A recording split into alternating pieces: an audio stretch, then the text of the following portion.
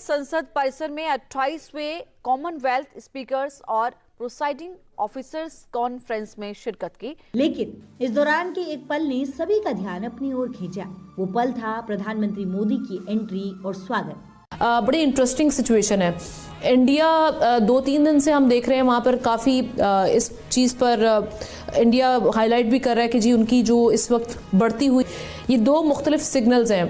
दरअसल जब प्रधानमंत्री मोदी संविधान सदन के केंद्रीय कक्ष में प्रवेश कर रहे थे, तब जैसे ही पीएम मोदी अंदर पहुंचे तो सभी विदेशी राजनयिक और संसदीय प्रतिनिधि तुरंत खड़े हो गए और हाथ जोड़कर नमस्कार की मुद्रा में उनका स्वागत करने लगे।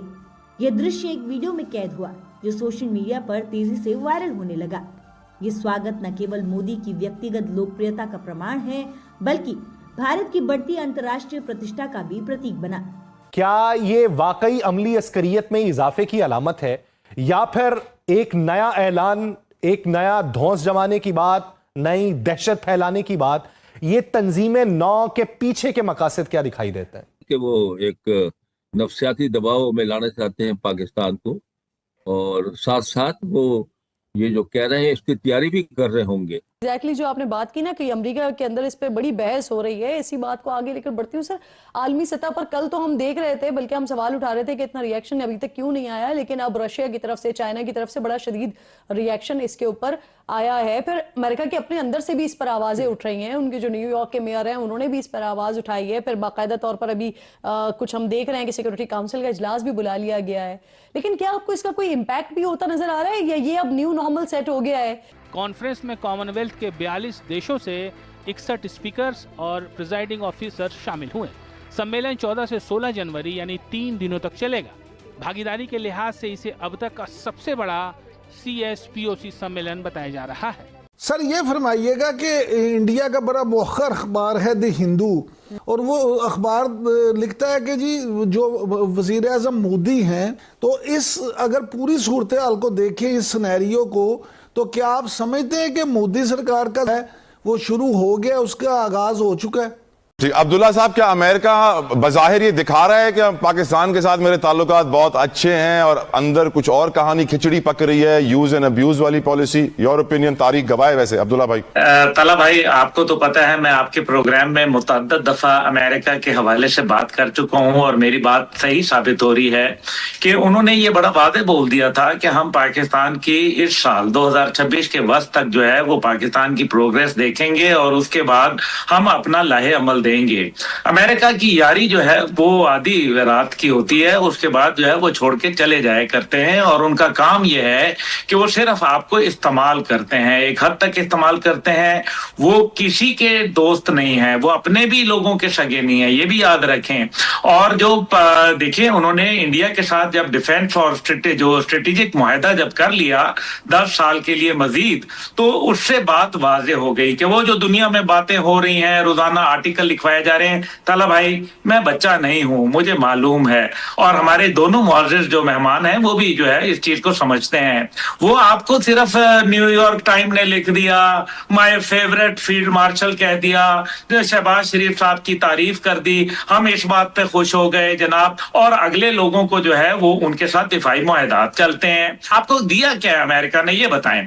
ये जो अभी हम 650 मिलियन तकरीबन जो उन्होंने F-16 की अपग्रेडेशन के लिए किया है, 1989 में प्रेस्लर तरमीम के तहत उन्होंने हमारे 600 मिलियन जो है वो खा लिए थे। ये तो वही पैसे हैं जो हमें दिए गए हैं। डोनाल्ड ट्रंप ने ट्वीट किया था पाकिस्तान से तेल निकाल के इंडिया को बेचेंगे। वो सही कह रहे हैं, वो हमारा तेल निकालना चाह रहे हैं। आप समझ रहे हैं, वो तेल वो आपको डीन्यूक्लियराइजेशन की तरफ लेके जाना चाहते हैं। वो आलम इस्लाम के अंदर एक सुपर पावर को बर्दाश्त नहीं कर सकते। वो ईरान के साथ जो काम कर रहे हैं, अचानक उन्होंने, आपने शुरू में क्योंकि बयानिए में बात की थी, ईरान को उनको अब वो कह रहे हैं कि जी हम तेल पे पाबंदियां लगाएंगे। एक तरफ वो कहते हैं कि जी गरीब अवाम के साथ खड़े हैं, और गरीब अवाम को गरीब करने में किरदार किसका है? अमेरिका बहादुर का, अंकल सैम का। उन्होंने उनके ऊपर 45 साल से जो है वो दुनिया की सख्त तरीन जो है पाबंदियां आयद की हैं। वो इंडिया के साथ नाराज नहीं है, उनको अफसुर्दा है, क्योंकि वो इंडिया से हमला करवाने वाला कोई और नहीं बल्कि अमेरिका बहादुर खुद था, जिसने, मैं बड़ा सोच समझ के ये कह रहा हूं कि अमेरिका ने ये हमला करवाया था, क्योंकि अमेरिका जो है वो इंडिया को टेस्ट करना चाह रहा था चाइना के मुकाबले में कि ये कितना बड़ा जो है वो नेट सिक्योरिटी प्रोवाइडर है। कि जी ट्रम्प तो हमारा है, और ट्रम्प को तो ये नोबेल पीस प्राइज दिलाने के लिए भी उल्टे लटके हुए थे, लेकिन ऐसा कुछ भी नहीं हो पाया। तो सर ये डेफिनेटली मैसेज है अमेरिका की तरफ से कि अगर आपने ईरान के वक्त जो है वो साथ ना दिया, बिल्कुल वैसे ही जैसे आपने अफगानिस्तान के वक्त दिया था, तो फिर इस तरह की कोई चीज और ऐसी पाबंदियां जो है वो पाकिस्तान पे लग सकती है। जबकि भारत को देखें, भारत के ऊपर उन्होंने नहीं लगाई। अब इससे क्या समझ में आता है? यही कि भारत के साथ दोबारा बातचीत के लिए तैयार है ट्रम्प, और हो जाएगी, और उसके बाद हमारा क्या होगा? सर हमें सोचना चाहिए ना, हम लोग सोचते नहीं है असल में। तो क्यों नहीं मैडम, ये क्या आप कह रही हैं कि हमसे डिमांड किया जा रहा है ईरान के ऊपर कुछ, इस वजह से ही हमें टाइट किया जा रहा है?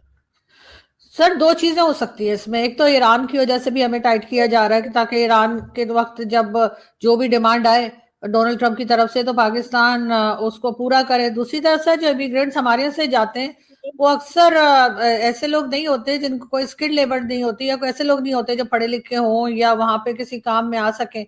यहाँ से तो इमिग्रेंट्स जो निकल जाते हैं, आपको पता है कि अक्सर मेजॉरिटी, सब नहीं लेकिन ज्यादातर ऐसे ही होते हैं जो वहां जाकर और उल्टा बोझ बन जाते हैं अमेरिका के ऊपर। और उनके साथ जो है आपको पता है क्रिमिनल केसेस भी होते हैं और कई तरह के केसेस होते हैं। यहाँ से कौन से सर आईटी एक्सपर्ट्स या कोई इस तरह के ज्यादा लोग जा रहे हैं? ज्यादातर तो इसी किस्म के लोग जा रहे हैं जिनको किसी किस्म का कोई हुनर नहीं है जिनके अंदर, वही अमेरिका पहुंचते चले जा रहे हैं। भर दिया उन्होंने अमेरिका इसी तरह के पाकिस्तानियों से। वरना आप देख लीजिए कि इंडियंस जो हैं वो कहाँ पर है इस वक्त अमेरिका में, किस किस पोस्ट पर हैं, और पाकिस्तानी कहाँ है। ऐसा नहीं कि पाकिस्तानी कहीं भी नहीं पहुंचे होंगे, लेकिन बहुत कम तादाद में, और ज्यादातर ऐसे ही लोग हैं जिनको कोई और काम नहीं, यहाँ भी कुछ नहीं आता, तो वहां भी जाकर जाहिर है कि वो अमेरिका के किसी काम के तो है नहीं, सिवाय इसके कि वहां पे रश बढ़ाने के अलावा। शायद इस वजह से भी वो रोक रहे हैं। तो मैडम आपको लगता है कि फिर इंडिया अमेरिका के ताल्लुकात जो हैं वो दोबारा बेहतर होने वाले हैं? और चीज़ें जो हैं, अभी इंडिया के अंदर मैं देख रहा था अमेरिका के नए सफ़ीर आए हैं, तो वो उनकी वो समझते हैं कि ऐसा कुछ करने की ज़रूरत है। What do you make of this? Sir बिल्कुल डेफिनेटली अमेरिका और भारत के जो रिलेशंस हैं वो बेहतर